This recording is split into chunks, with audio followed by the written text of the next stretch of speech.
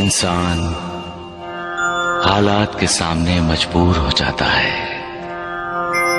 कभी अपनों के सामने तो कभी परायों के सामने। इंसान को मजबूर देखकर कभी कभी मालिक भी मजबूर हो जाता है, क्योंकि जो कुछ भी होना है प्रारब्ध के अनुसार होना है, और मालिक की मजबूरी यह है कि वो प्रारब्ध में हस्तक्षेप नहीं कर सकता। जब कोई विश्वासघात करता है तो दिल फटता है, आंखें रोती हैं। पूरे संसार से ही नहीं, मालिक से भी विश्वास में दरारें पड़ जाती हैं। लेकिन मालिक पर अपने विश्वास को कभी डोलने मत दो। हालात कितने भी बुरे क्यों ना हो, मालिक का साथ होगा तो सारी मुश्किलें हल हो जाएंगी। राजा हरिश्चंद्र की मिसाल तो सबके सामने है। राजपाट, धन दौलत, राजमहल सब छिन गया, यहां तक कि उसकी बीवी और बच्चा भी उससे अलग हो गए।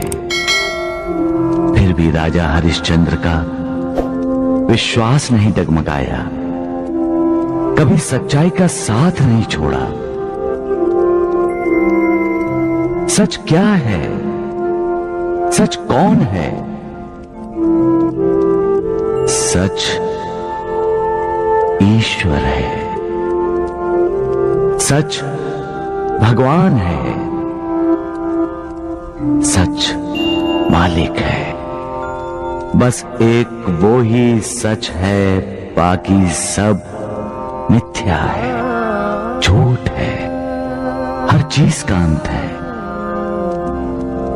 उसका नहीं। वो अनंत है, सब जानते हैं। फिर भी जमीन, जायदाद, जेवर, धन दौलत इकट्ठी करते रहते हैं, प्यार करते हैं उसे। हालांकि सब जानते हैं पैसा इंसान को लालची बनाता है, स्वार्थी बनाता है। फिर भी पैसा पाने के लिए इंसान विश्वासघात जैसा पाप करता है। प्यार करना है तो मालिक से करो, वो प्यार करो जिससे श्रद्धा जागे, वो प्यार करो जिससे विश्वास पैदा हो, वो प्यार करो जो पुण्य दे। वो ही पुण्य तुम्हारा उद्धार करेगा।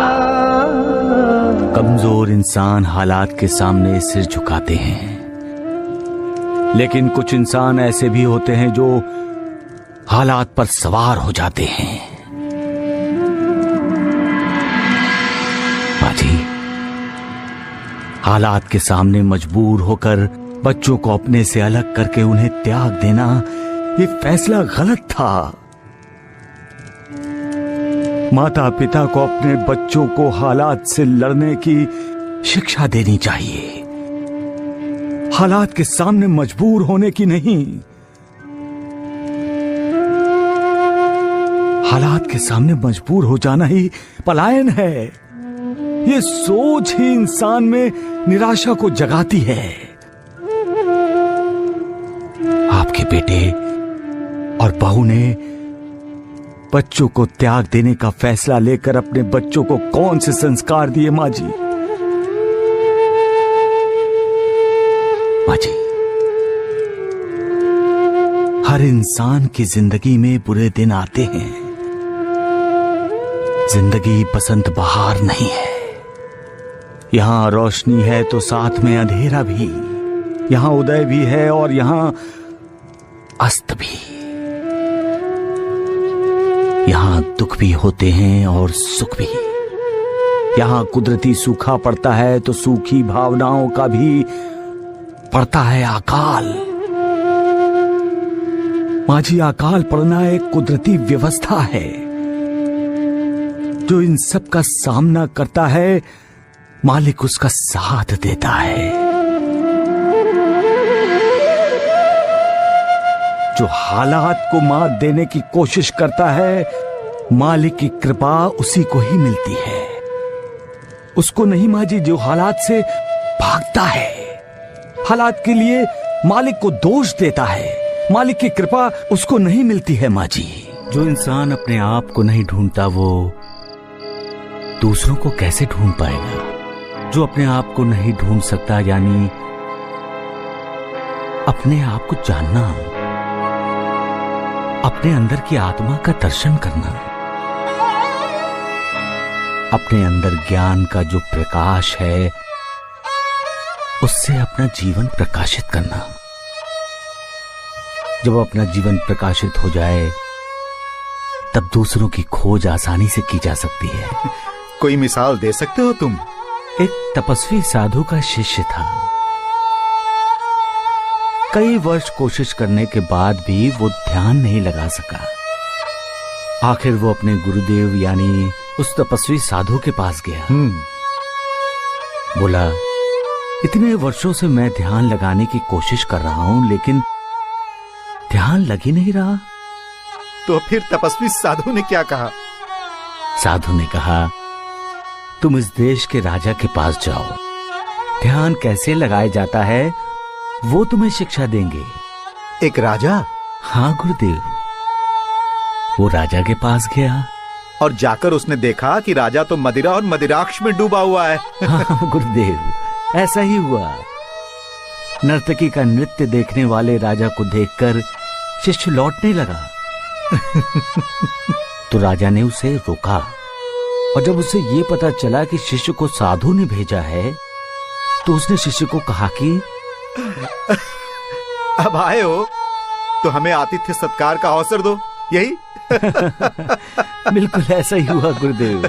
आराम शिष्य ने कभी देखा नहीं था। उसे देखने को मिला, उसे अनुभव करने को मिला और रात के भोजन के बाद जब उसे भव्य और ऐश्वर्य संपन्न शयन कक्ष में सोने को मिला तो वो जी भर के सोया होगा, और क्या? नहीं गुरुदेव, शिष्य एक पल के लिए भी नहीं सो सका। क्यों? क्यों नहीं सो सका? क्योंकि जिस पलंग पर वो लेटा था उसके ऊपर एक बहुत नाजुक धागे से एक तलवार लटक रही थी। ऐसा लगता था किसी भी वक्त धागा टूटेगा और तलवार सीधी उसके सीने में घुस जाएगी। कहानी का ये मोड़ अच्छा है साईं। सुबह हुई, राजा आया। उसने विनम्रता से पूछा, महात्मन, आपको नींद तो ठीक से आई ना? शिष्य ने कहा, राजन, इस लटकती तलवार ने मुझे रात भर सोने नहीं दिया। सोना चाहता था, नींद भी आ रही थी, लेकिन बार बार लटकती तलवार याद करके आंखें अपने आप खुल जाती थी। तब राजा ने क्या कहा? राजा ने कहा, मान्यवर, ध्यान ऐसे ही किया जाता है। ध्यान करने के लिए आंखें बंद करके पद्मासन लगाकर बैठना ही आवश्यक नहीं है। ध्यान का अर्थ ही है सोते, जागते, उठते, बैठते, हर पल, हर समय उस पर ब्रह्म परमात्मा का स्मरण करना। बढ़िया, बहुत बढ़िया साईं, बहुत बढ़िया कहानी सुनाई तुमने, वाह। गुरुदेव, जब हम ध्यान लगाते हैं तब हमें हमारे अंदर की आत्मा के दिव्य दर्शन होते हैं और आत्मा के दिव्य प्रकाश में ही हमें उस निर्विकार के दर्शन हो जाते हैं। इसलिए कहते हैं कि पहले अपने आप को खोजो। सबका मालिक एक।